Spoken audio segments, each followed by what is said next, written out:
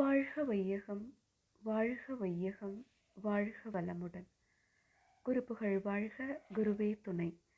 அனைவருக்கும் இனிய காலை வணக்கங்களும் வாழ்க வளமுடன் என்ற வாழ்த்துகளும். இவ்வாண்டு மார்கழி மாத தொடர் சிந்தனையில் அருட்தந்தை வேதாத்ரி மகரிஷி அவர்கள் மார்கழி மாதத்தில் அருள் அன்னை லோகாம்பாள் அம்மையார் வாசலில் கோலமிட்டு அதனை சுற்றி எழுதுவதற்கு பாடல் வரிகளை கேட்க அருட்தந்தை அவர்கள் கூறிய அந்த பாடல் வரிகள்தான் மாக்கோலமாய் விளைந்த மதிவிருந்து என்ற நூலாக தொகுக்கப்பட்டுள்ளது. அந்த நூலில் தொகுக்கப்பட்டுள்ள பாடல்களை மார்கழி மாதம் தோறும் ஒவ்வொரு ஆண்டும் சிந்தித்து கொண்டிருக்கின்றோம். இவ்வாண்டு அதனோடு சேர்ந்து சிறப்பம்சமாக நூற்றாண்டு நினைவு தினத்தை கொண்டாடி கொண்டிருக்கும் மாகவி பாரதியின் பாடல்களையும் ஒப்பு நோக்கி சிந்தித்துக் கொள்வதில், உங்களிடம் அதை பகிர்ந்து கொள்வதில் மகிழ்ச்சி அடைகிறேன்.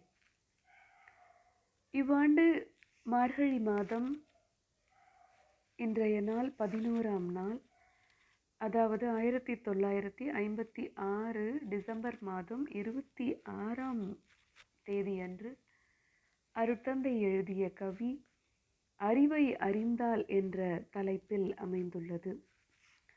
கவியை காண்போம். சித்தம் எனும் பெரும் நிதியாம் சிறப்பறிந்தால் அவ்விடத்தே சத்தம் ஒளி சுவை மணங்கள் தரம் தோற்றம் இவை காணும். சித்தம் எனும் பெருநிதியாம் சிறப்பறிந்தால் அவ்விடத்தே சத்தம் ஒளி சுவை மணங்கள் தரம் தோற்றம் இவை காணும். நித்தியமும் அனித்தியமும் ஒன்றென்ற அத்துவித தத்துவமும் தானாகி தன்னிலை விளக்கமுண்டாகும். நித்தியமும் அனித்தியமும் ஒன்றென்ற அத்துவித தத்துவமும் தானாகி தன்னிலை விளக்கம் உண்டாம் என்று பாடியிருக்கிறார்கள். சித்தம் எனும் பெரும் நிதியாம் சிறப்பறிந்தால் அவ்விடத்தே. இப்போ சித்தம் என்றால் சிந்தனை ஆற்றலாக மனிதனில் செயல்படக்கூடிய புத்தி, அதாவது அறிவு நிலை.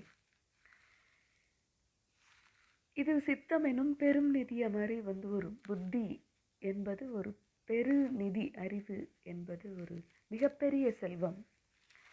அதனுடைய அறிவின் சிறப்பை நாம் உணர்ந்து கொண்டோமானால் அவ்விடத்தே, எப்பொழுது அறிவை நாம் உணர்ந்து கொள்கிறோமோ அறிந்து கொள்கிறோமோ, அறிவை அறியும் பொழுது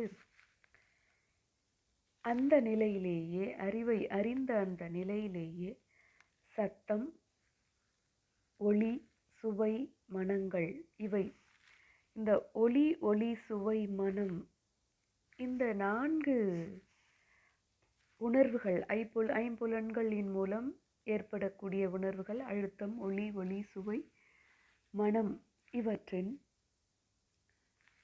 தரம், அது எப்படி இருக்கிறது, அதனோட தரம், அது எவ்வாறு தோன்றுகிறது என்பதன் தோற்றம், அதன் இயக்கம், இதை பற்றியெல்லாம் நாம் அறிவின் மூலம் அறிந்து கொள்ள முடியும். சித்தமெனும் பெரும் நிதியாம் சிறப்பறிந்தால் அவ்விடத்தே சத்தம் ஒளி ஒளி சுவை மனங்கள் தரம் தோற்றம் இவை காணும். இப்போ அறிவு என்ற பெரும் நிதியை நாம் அறிந்து கொண்ட அந்த நிலையில் ஐம்புலன்களால் உணரக்கூடிய அழுத்தம் ஒளி ஒளி சுவை மனம் இவற்றின் தரம், அவை எவ்வாறு தோன்றுகிறது இயங்குகிறது என்பதை நாம் அறிந்து கொள்ள முடியும். நித்தியமும் அனித்தியமும் ஒன்றென்ற, நித்தியமும் என்றால் நேற்றும் இருந்தது, இன்றும் இருக்கின்றது, நாளையும் இருக்கும். எது மாறாமல் இருக்கும், எது மாறாமல் இருக்கிறதோ நீடித்து நிலைத்து இருக்கிறது, இதைத்தான் நித்தியம். அப்போ எப்பொழுதுமே இருக்கக்கூடிய ஒன்று, அதைத்தான் நித்தியம் என்று சொல்லும்.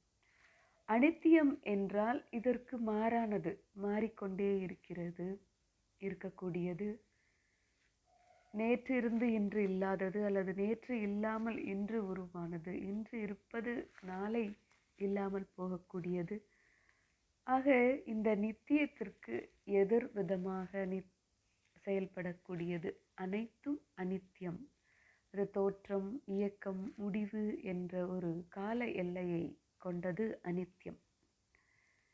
அப்போ இந்த அறிவு புலன்களின் உணர்வுகளை உணர்ந்து கொள்கின்ற அதே வேளையில் என்ன அறிந்து கொள்ளும் என்றால், நித்தியமும் அனித்தியமும் எப்பொழுதும் இருக்குகின்ற அந்த இருப்பு நிலையையும் தோன்றி மறைந்து கொண்டிருக்கின்ற அந்த இயக்க நிலையையும் ஒன்றுதான் என்று உணர்ந்து கொள்ளும்.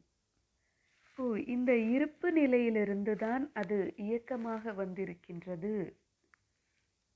என்பதை உணர்ந்து கொள்வது. அதுதான் நித்தியமே அனித்தியமாகிறது. அது இயக்கம் மறையும் பொழுது மீண்டும் அது இருப்பு நிலைக்கு வந்து விடுகிறது.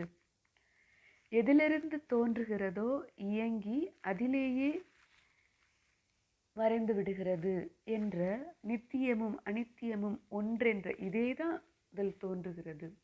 இதுவேதான் அதுவாக மாறுகிறது. இருப்பு நிலைதான் இயக்கமாக மாறுகிறது. இயக்கம்தான் இருப்பு நிலையாக மாறுகிறது என்ற ஒன்று என்ற அத்துவித தத்துவம், அத்வைதம் என்று நம் வடமொழியில் சொல்கிறோம் இல்லையா? அது அத்துவித தத்துவம். அதாவது இரண்டல்ல ஒன்று. துவைதம் என்றால் இரண்டு, முன்னாடி ஆ சேரும் பொழுது துவைதம் அல்ல. இப்போ ஜீவாத்மா வேறு, பரமாத்மா வேறு அல்ல, இரண்டும் ஒன்று என்கிற இந்த அத்துவித தத்துவம், இருப்பும் இயக்கமும் ஒன்றுதான் என்ற இந்த அத்துவித தத்துவமும் இதே இருப்பு நிலைதான் தானாகி நானாக மாறி அந்த அறிவாக மாறி தனக்கு தன்னிலை விளக்கம் உண்டாக்கிறது என்பதை அறிவு அறிந்து கொள்ளும். இப்போ அந்த அறிவு அறிந்து கொண்டால், அறிவு அந்த கருத்தை தான் சொல்கிறார்கள். அறிவு தன் சிறப்பை உணர்ந்து அறிந்து கொண்டால் அந்த நிலையிலேயே அது ஐம்புலன்களால் உண்டாகக்கூடிய அந்த உணர்வுகளை, தரம், தோற்றம் இவற்றை பற்றி அது தெரிந்து கொள்ளும், அறிந்து கொள்ளும். அதே வேளையில் அத்துவித தத்துவமான இரண்டும் ஒன்றே, இருப்பும் இயக்கமும் ஒன்றே என்ற இந்த கருத்தையும் அது அறிந்து கொள்ளும் என்று மகரிஷி அவர்கள் பாடியிருக்கிறார்கள். ஆக மகரிஷி அவர்கள் நமக்கு அத்வைத கருத்தையே முன்வைக்கிறார்கள். ஜீவாத்மா வேறு, பரமாத்மா வேறு என்பது அல்ல. பரமாத்மாவிலிருந்து தான் ஜீவாத்மா உருவாகிறது. மீண்டும் ஜீவாத்மா பரமாத்மாவை அடைந்து விடுகிறது.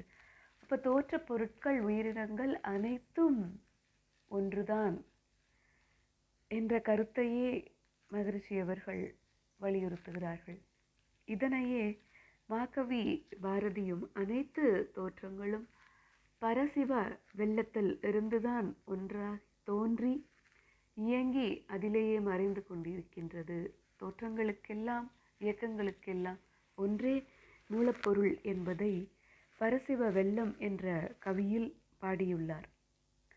உள்ளமும் புறமாய் உள்ளதெல்லாம் தானாகும், வெள்ளமும் ஒன்றென்றாம் அதனை தெய்வம் என்பார் வேதியரே. உள்ளும் புறமுமாய் உள்ளதெல்லாம் தானாகும், வெள்ளம் ஒன்றுண்டாம் அதை தெய்வம் என்பார் வேதியரே என்று காணுவன நெஞ்சத்தில் கருதுவன உட்கருத்தை பேணுவன யாவும் பிறப்பதந்தே வெள்ளத்தே. காணுவன நெஞ்சில் கருதுவன உட்கருத்தை பேணுவன யாவும் பிறப்பதந்த வெள்ளத்தே என்று குறிப்பிட்டிருக்கிறார். இந்த உலகத்தில் உள்ள அனைத்து தோற்ற பொருட்களிலும் உயிரினங்களிலும் உள்ளும் புறமுமாய், அகத்துக்கு உள்ளேயும் அகத்துக்கு வெளியேயும், உள்ளும் புறமுமாய் உள்ளதெல்லாம் தானாகும், இருப்பதெல்லாம் அதுதான். தெய்வத்தில் இருந்து தான் தெய்வம் என்பார்னு சொல்றாங்களே, அந்த பரசிவ வெள்ளத்தில் இருந்துதான் வெள்ளம் என்றாம் என்று உண்டாம் அதனை தெய்வம் என்று சொல்லுவார்கள். காணுவன நெஞ்சில் கருதுவன உட்கருத்து. காணுவன நாம் கண்ணுக்கு தெரியக்கூடிய உருவத்தை கொண்ட அனைத்து பொருட்கள். நெஞ்சில் கருதுவன ஒரு அரூபமாக நெஞ்சில் உணர்ந்து கொள்ளக்கூடியவை, அதன் உட்கருத்தை ஆராய்ந்து தெளிவு வரக்கூடியவை அனைத்தும் தோன்றுவது இந்த பரசவ வெள்ளத்திலிருந்துதான்.